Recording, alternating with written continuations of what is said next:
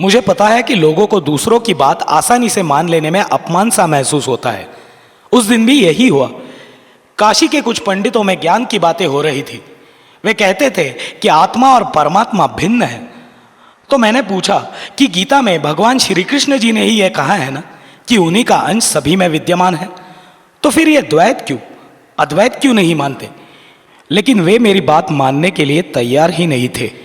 फिर मैंने उदाहरण स्वरूप ये भी कहा कि जैसे लहर समुद्र से ही जन्म लेती है, समुद्र में ही उठती है और आखिरकार उसी में विलीन हो जाती है, उसी लहर स्वरूप ये जीव भी ब्रह्म सागर से ही उत्पन्न होता है और अंतिमतः उसी में विलीन हो जाता है।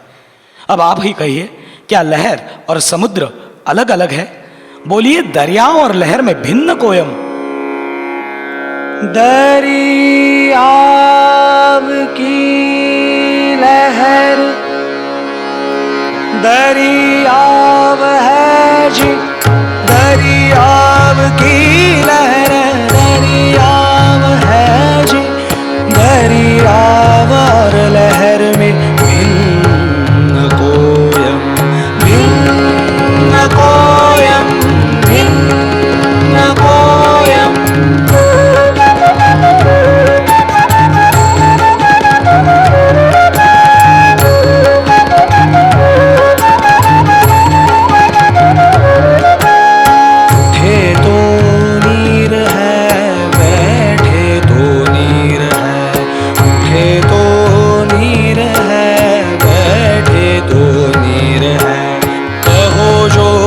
दूसरा